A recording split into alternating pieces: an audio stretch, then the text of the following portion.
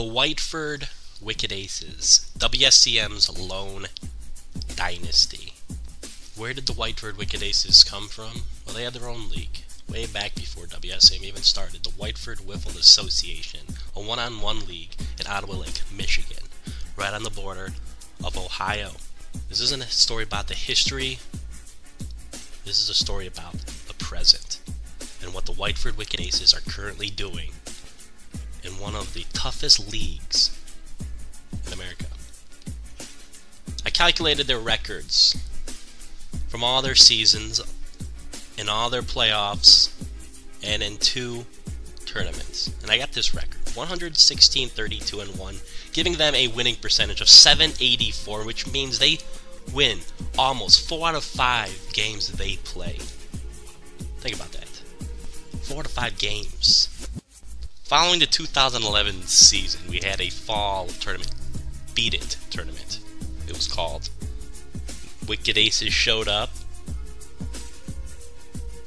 looking like they were 12, 13 years old. What did they do? Won against a pretty stacked field.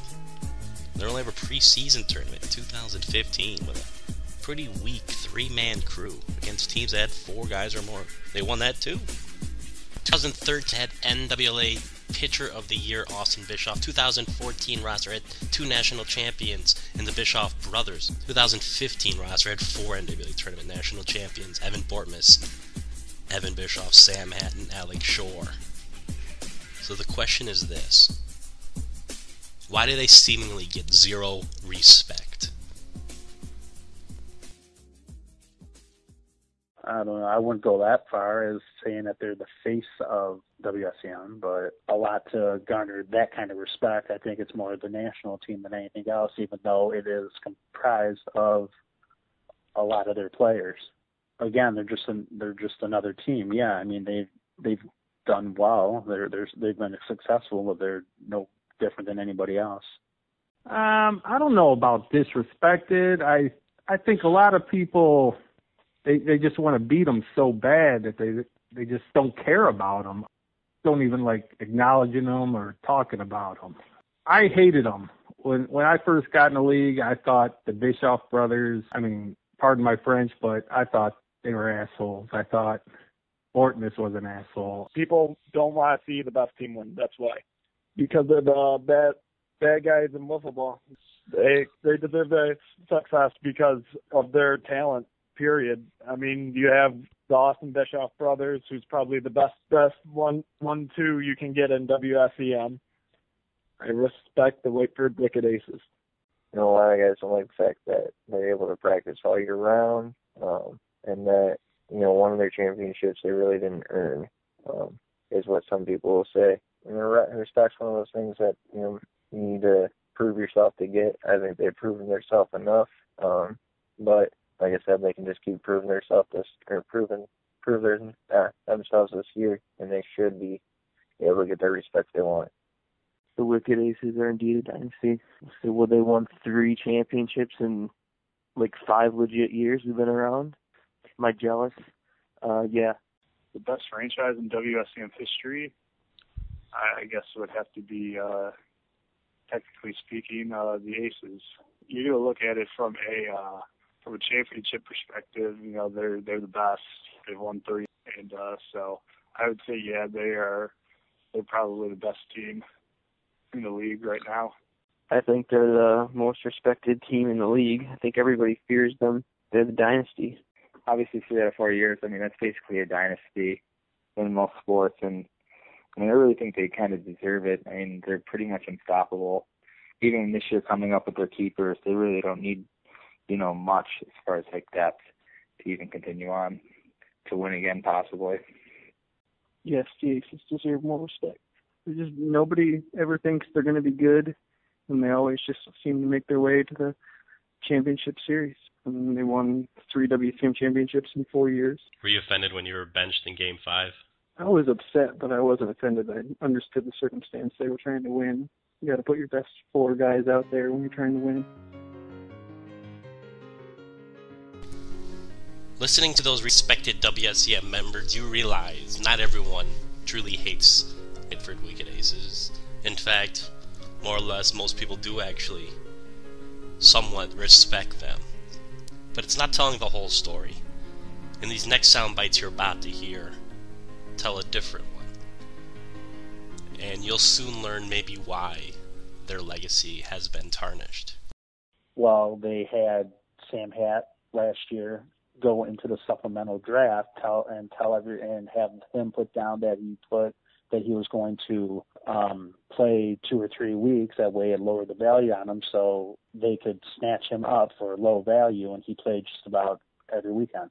After last year's draft, I think, that pissed a lot of people off, with the, Bortmas is only available for 2 weeks, so they got him real cheap, and I don't remember how many games he was there for, but he was there for a lot, and other teams could have had him. So, yeah, I think a lot of teams were pissed off at him, so maybe that's why they don't respect him. They told Alex Shore not to come to the championship game just because he was having an off year. Wiffleball's for everybody, and that's not fair to a player.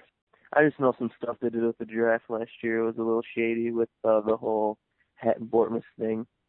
I mean, it wasn't really in the rules yet about how many weeks you had to put down to play, but they kind of played some people, I guess, some captains into thinking that they're only going to make it to a few weeks, and they, pretty much played the whole year. Unfortunately, the incident last year where some players reported that they were only going to be there for a short amount of time and ended up showing up for more than what people thought they would show up for.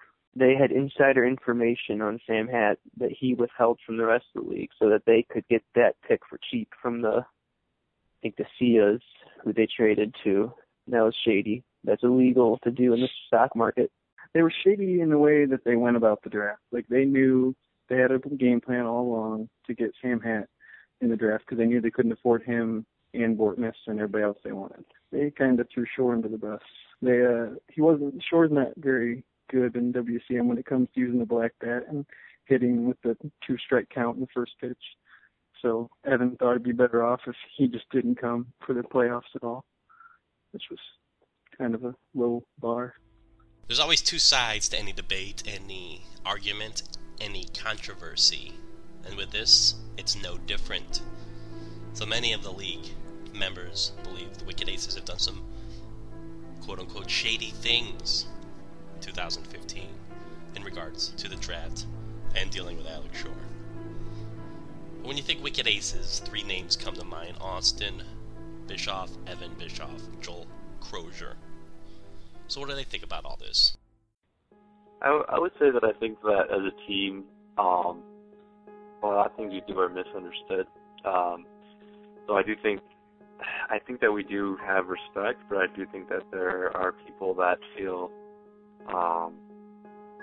that we haven't gone about some things the right way. I definitely think there's some misunderstanding there because of a lot of the you talk about like the stuff happening in the draft and stuff like that.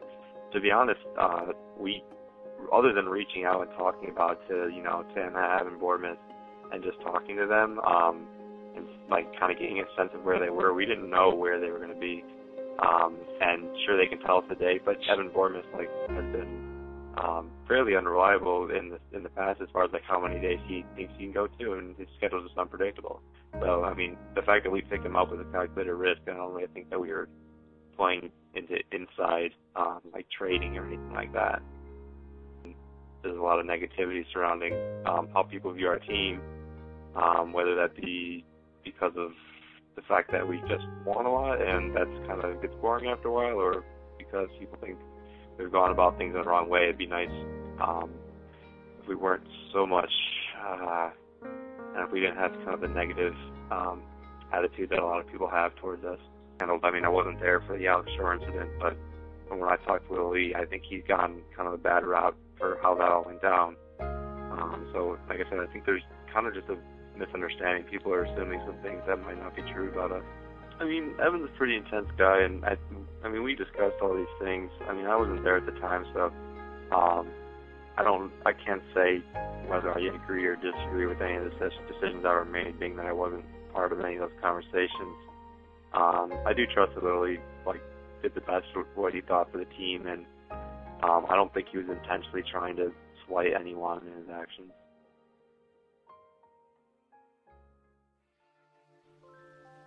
Insider information?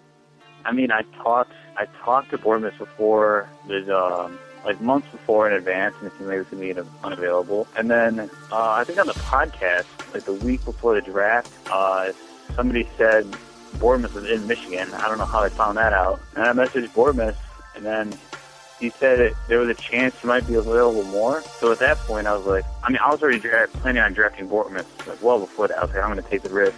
You know, if he's here 3 weeks, sounds good. But then when that news came out, I was like, all right, we're getting him on the roster no matter what. Our entire draft strategy was based around us having the most money available for the time that when Bournemouth came up. And then when the time Bournemouth came up, she went for $20. And I was like, why do you only go for $20? I kind of view it kind of like how the Patriots are in the NFL. Like, they're good to the point. I just feel like everybody needs to come up with an excuse that they're cheating. Like Spygate and Deflategate and stuff, all these theories that may or may not be true in their case. I just feel they come up with crazy theories to try to explain why they're good. And that's kind of what I feel like all the nonsense people come up with. A lot of people, in typical assuming fashion, assume we told Shore, or I specifically told Shore not to show up because he was having a bad year. There was actually a variety of factors. He had just started dental school. He was super busy. I mean, I basically had to drag him out to a few games during the regular season after his dental school started. And I kind of assumed he didn't want to play. And like when I told him to, he didn't seem upset. It was actually kind of a surprise. Like, I found out he was mad after we won the Squirrel Series. I was like, whoa, he was upset? Yeah, that kind of took me off guard. Because if he was if he really wanted to play, like, I would have been like, sure, come play. I probably, if any, out of the three of us, I'm probably the most intense, I guess. I would say the Wicked Aces, you know, we're a fun group of individuals to be around, really fun-loving. We love the game of Wiffleball, play hard, play tough. I don't know. I mean, we love the game of Wiffleball. I think that's the way we should be remembered. And no matter how we do things, I mean, some people think of us as sketchy or shady or not doing things the right way. But I think no matter who you are, we love the game of Wiffleball. We love playing it. And that's how I want to be remembered. The group of guys we kind of started with, between RJ Fisher and Justin Hughes, obviously me, Joel, Willie, my brother. I mean, we love playing baseball, we love playing Wiffleball. So just overall, I love the fact that we kind of brought the intensity, kind of brought, you know, like a different mindset to WSCM that wasn't really there before we came and before Manchester teams. So, I mean, just overall, the kind of mindset that we brought to the league, I think, kind of changed the league, kind of changed us nationally as just an entire league. So, I'm really proud of that. Yeah, I mean, I see why people kind of look at us in a little bit different way. As in, you look at Sam Hat, you look at Evan Bournemouth, especially Sam Hat this past year, Evan Bournemouth, 2013 when we won the championship. But you look at guys like that, you know, they love playing for people that love to play football. I think that's one thing that we really bring. You know, you look at Evan Bournemouth, 2013, is a little bit before the salary cap, and he wanted to play football. I mean, you know, I think we are a good fit because we love to play football. He loves to play football, so we are a good fit for him. You know, the same way as St. Hat this past year. I think if he were to join any other team in the league, I don't think he plays as many games as he does, just due to the fact that, you know, we kind of bring a little bit different intensity as everyone else does. And I think, you know, really Evan Bournemouth and St. Hat, they love the intensity, they love what we bring, and because of that, they really like to play for us. So you can look at it as shady, you can look at it as like a little bit cheap. I think if they play for anyone else, they don't play as many games as we do.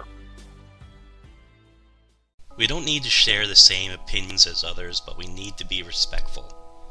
Some people won't change theirs, but everyone deserves to tell their side of a story. The screenshot of this Wicked Aces chat from last year shows that Aces simply wanted Hat because Hat wanted to play with his friend. Isn't that what Wiffleball is all about? Playing with friends? The Wicked Aces were a group of friends from a small town in Michigan. They had their own league, but they wanted to do something bigger. They wanted to showcase their talents and see what they could do against other Wifflers who shared the same passion as them. Never in their wildest dreams could they ever have predicted what they have accomplished. A few country boys with a big backyard, hundreds of hours of practice, and a strong desire to be the best. How could you not respect that?